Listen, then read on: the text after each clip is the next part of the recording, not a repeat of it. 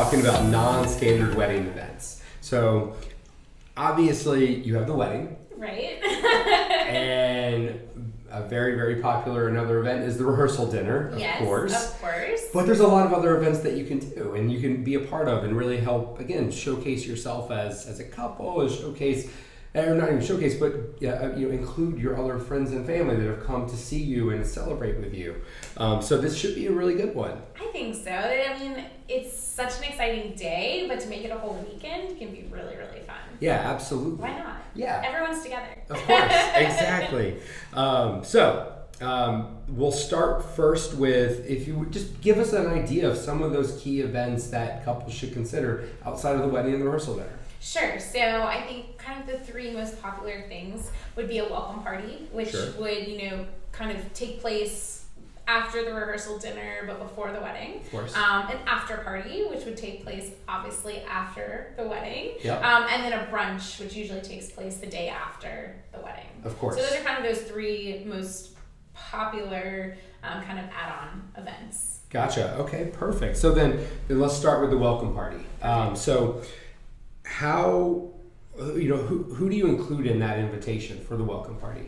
So welcome party is definitely one of, I would say all of these events really are kind of new events so there's not really any kind of standard rules. But typically a welcome party is going to be more inclusive than your rehearsal dinner. Usually your rehearsal dinner is a smaller group the night before, kind of getting together after the rehearsal to kind of celebrate. The welcome party can include all of your out-of-town guests, all of your guests, so it can really kind of be opened up to everyone, or just opened up to all those kind of people who traveled in to see you. Those would be kind of the two most standard guest lists. It's pretty, well, like you said, with all these, it's pretty inclusive. It is, yeah. So then who picks up the bill? We're already paying for the wedding and the rehearsal dinner. Who's picking up the bill? Right, more events means more money, right? Exactly. So I think you have a couple of options with the welcome party. It's just so nice to kind of get everybody together. I think it's especially nice for the couple because there's not this pressure on you on wedding day to talk to everyone in your short 4 or 5 hour reception. So it can be something that's super casual. Maybe you have it in your backyard and you buy beer and wine and kind of just keep it really casual. Maybe some appetizers. All the way up to something more formal, of course. But who kind of picks up the bill depends. So it could be something where maybe you have it at the same venue as your rehearsal dinner and whoever's paying for the rehearsal dinner also pays for food, but maybe your guests pay for their own bar tab. Sure. Maybe you have a big budget and you can cover the cost of everything. But typically the welcome party is happening after dinner, so you're probably not going to need a full meal. Maybe some past appetizers or some a dessert bar, something for people to kind of munch on. But it's not going to be a full meal that you have to pay for. The biggest chunk is obviously going to be the bar portion. So kind of deciding, if that's going to be something where people pick up their own tab or something you can, handle yourself. And I think that also depends on obviously budget, but also your venue. If you have your rehearsal dinner and then open up that venue to all of your guests, then they might have rules about, how the bar tab's going to work.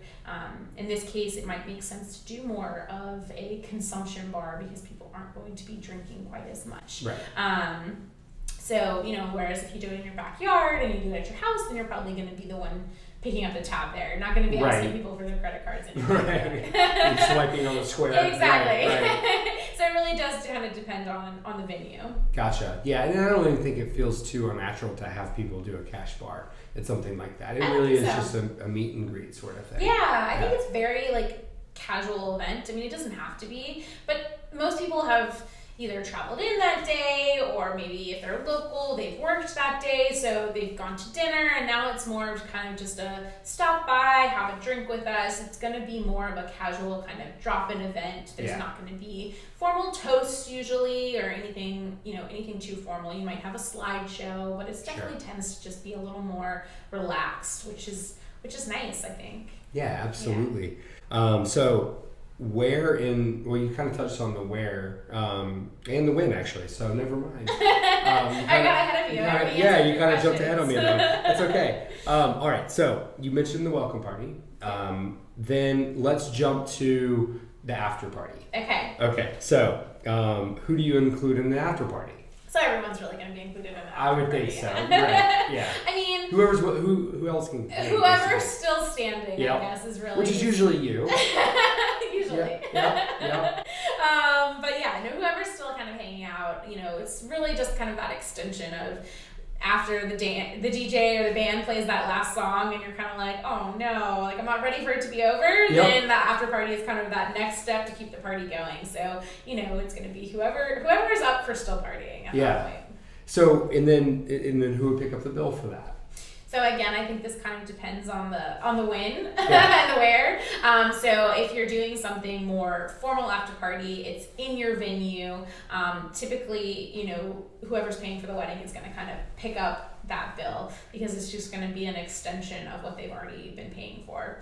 Now you might transition the bar. Maybe the bar is now a cash bar or it's just beer and wine. I mean, that's definitely an option to kind of keep those costs down depending on the budget. But I would say if you're already in the space, of course, you're kind of more likely to be picking up that bill. Yeah. If it's something where you're going to, a bar or you have like another venue you guys are moving to, then it might be less likely that someone's, the person throwing the wedding is going to be picking it up. Maybe the couple picks it up. Or maybe instead, you open it to a cash bar like we mentioned with the welcome party. Right. So I think there's options on it depending on kind of where you end up. Yeah, so I'm gonna throw you a little curveball then. Okay. So on the after party, a lot of times weddings end around 10 or 11 or so, and a lot of people do want to keep going, and Yes. it's just a touch too early.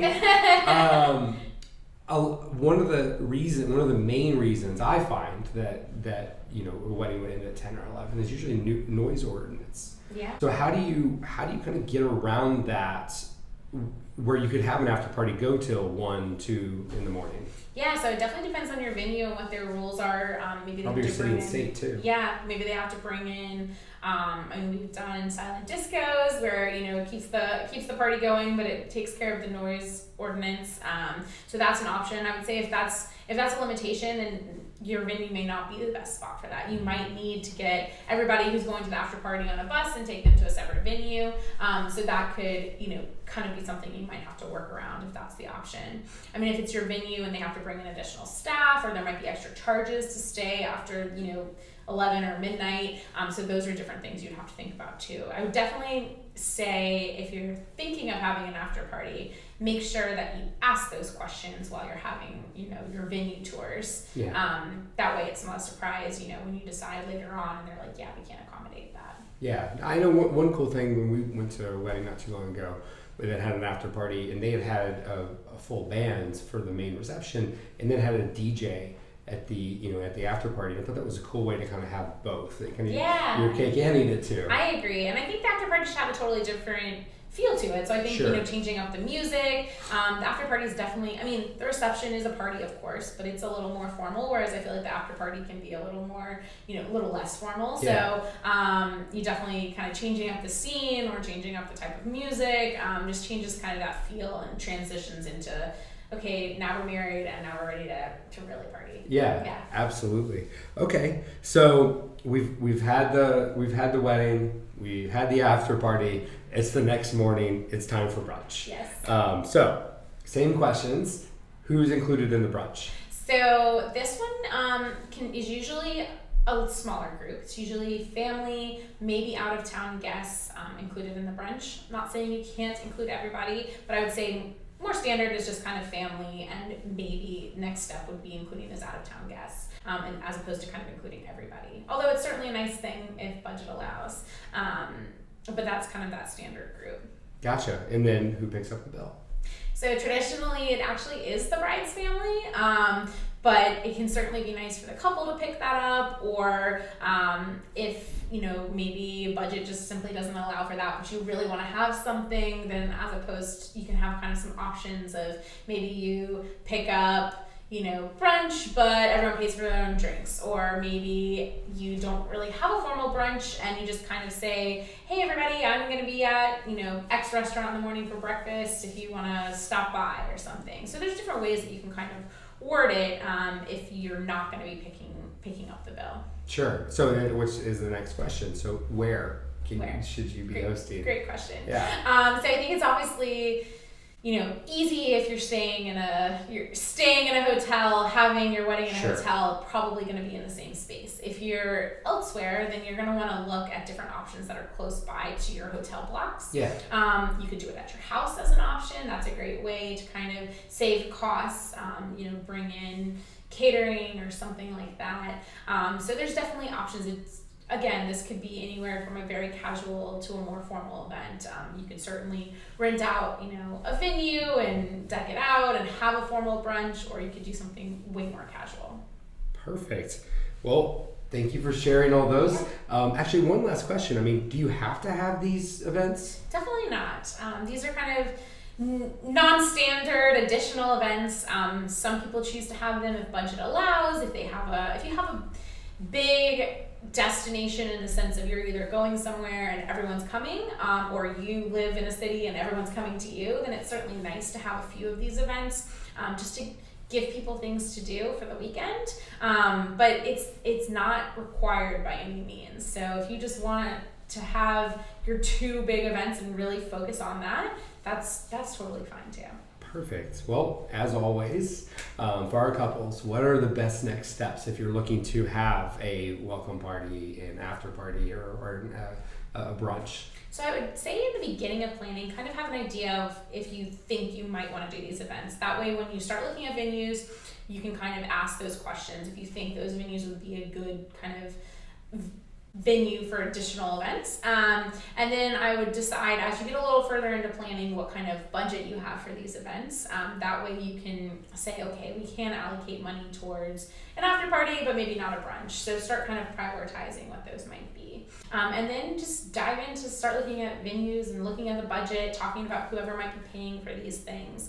Like I mentioned, some of them you don't have to be so formal. A lot of people don't plan an after party, but then at the end of the night, we'll go up to the DJ or the MC and say, hey, we're all going to, this bar down the street. Anyone who wants to keep partying, come with us. And so that's, kind of more of a spur of the moment kind of thing. Yeah. Same kind of thing for brunch. So it doesn't have to be completely planned, but it's something to at least think about if you think you might want to go that route.